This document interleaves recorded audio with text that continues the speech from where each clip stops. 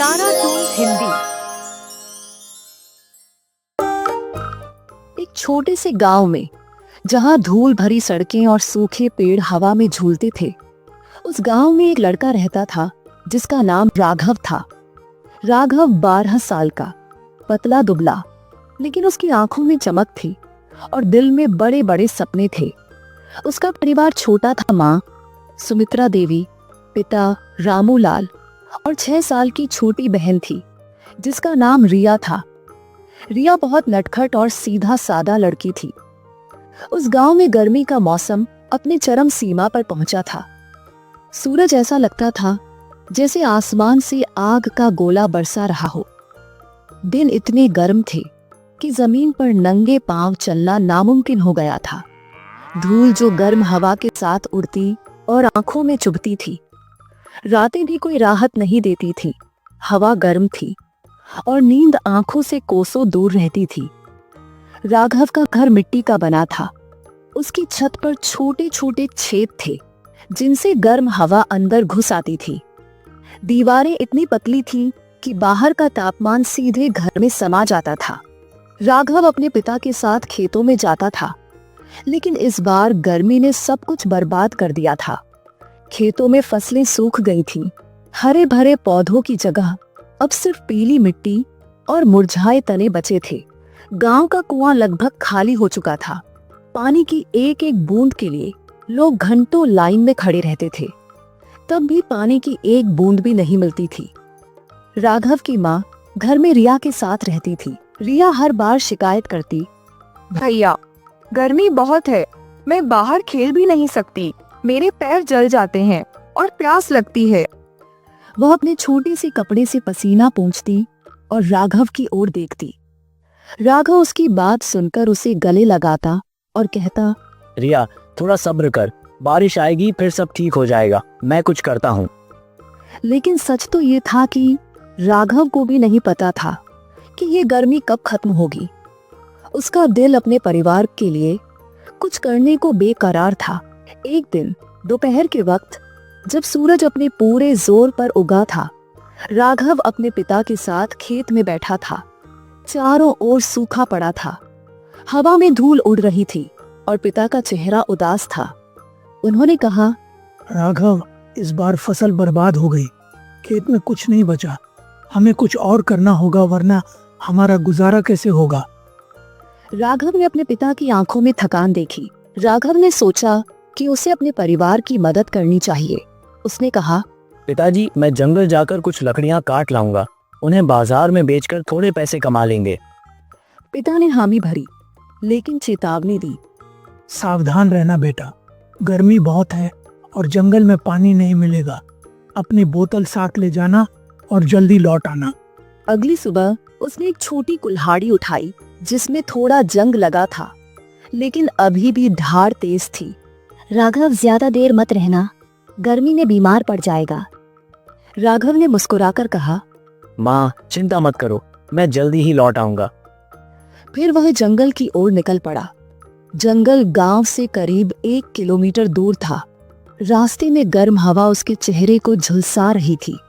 धूल उसके पैरों से उड़ती थी और पसीना उसकी कमीज को भिगो रहा था। उसकी चप्पलें गर्म जमीन पर चलते हुए चटक रही थी।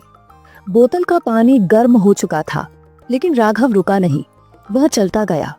वह जानता था कि अगर मैं लकड़ियां नहीं लाया तो घर में शाम का खाना नहीं बनेगा और सब लोग भी परेशान हो जाएंगे। तभी जंगल में पहुंचते ही राघव ने चारों ओर नजर दौड़ाई। पेड़ पौधे सूखे हुए थे, उनकी पत्तियां पीली पड़ गई थी और कुछ पेड़ तो सिर्फ तने बनकर रह गए थे। हवा में सूखी टहनियां उड़ रही थी और उसकी सांसें तेज हो रही थी।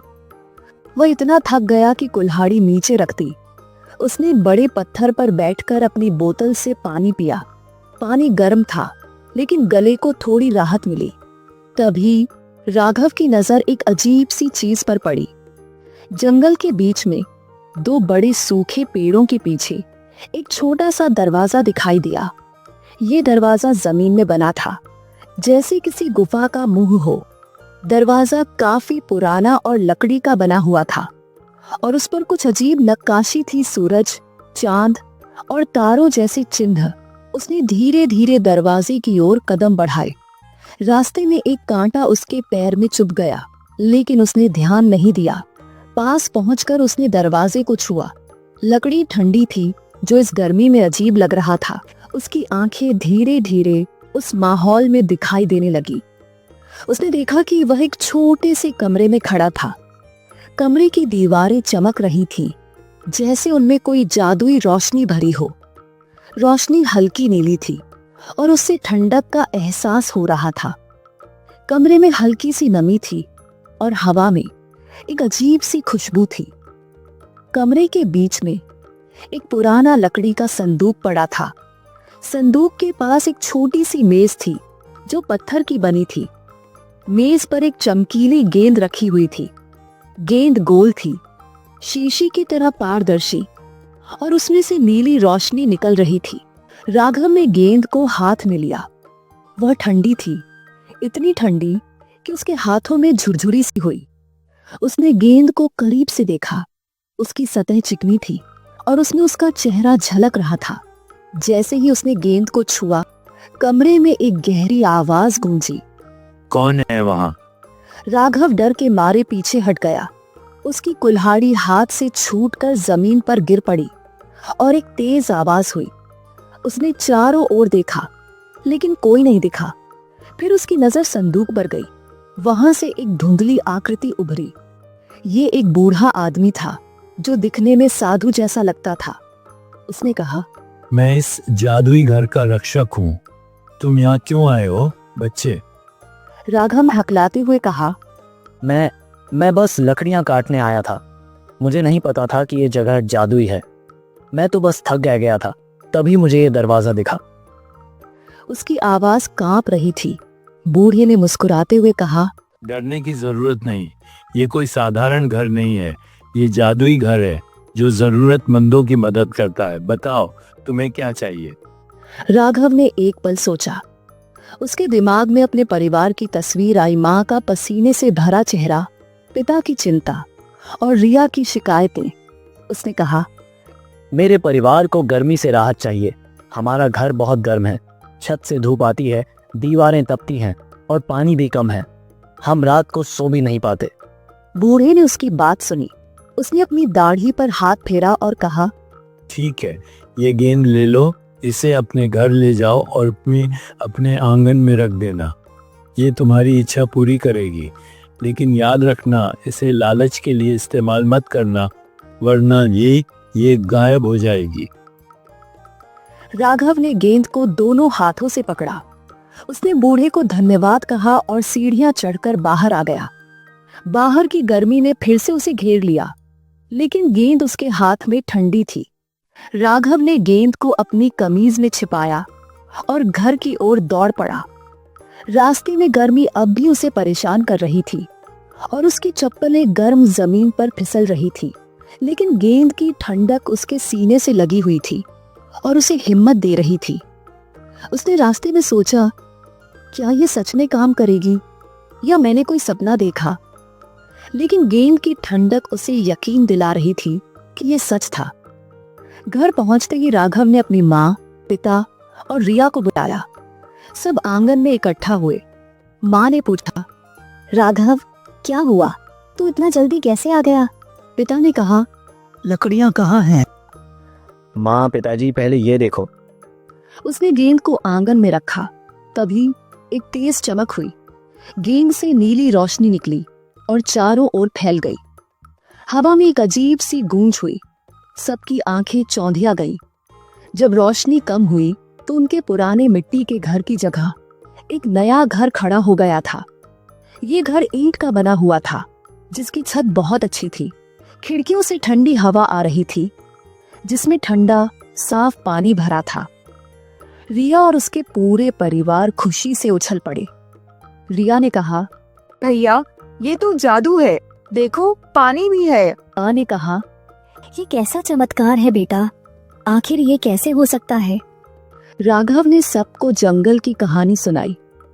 उस रात परिवार पहली बार गर्मी से राहत पाकर चैन की नींद सोया। घर के अंदर ठंडी हवा थी और कुएं का पानी इतना मीठा था कि रिया बार बार पीने जा रही थी। अगले दिन गांव वालों ने उनके नए घर को देखा तो सब लोग हैरान हो गए। कुछ ने पूछा, ये कैसे हुआ? राघव ने कहा, ये मेहनत और थोड़े जादू का नतीजा है। कुछ दिन बाद गांव के एक लालची आदमी मंगल चाचा ने गेंद के बारे में सुना। मंगल चाचा मोटे थे, उनकी मूछें घनी थीं और वह हमेशा पैसे की बात करते थे। उसने राघव से कहा, मुझे भी ऐसा घर चाहिए और ढेर सारा पैसा भी। वो गेंद मुझे दे दो। राघव ने समझाया, चाचा, ये लालच के लिए नहीं है, ये सिर्फ जरूरत पूरी करती है। लेकिन मंगल चाचा ने रात को जाकर राघव के घर से गेंद को चुरा लिया। उसने अपने आंगन में गेंद रखी और जोर से कहा, मुझे सोने का महल दो और ढेर सारा धन। लेकिन जैसे ही उसने ये कहा, गेंद चमकी और हवा में गायब हो गई। मंगल चाचा उदास हो गए। अगले दिन उसने राघव से माफी मांगी और कहा, तू सही था, लालच ने मुझे खाली हाथ छोड़ दिया। राघव को समझ आया कि बूढ़े की बात सही थी। जादू तभी काम करता है जब दिल साफ हो और जरूरत सच्ची हो। उसका परिवार खुशहाल रहा। तारा टून हिंदी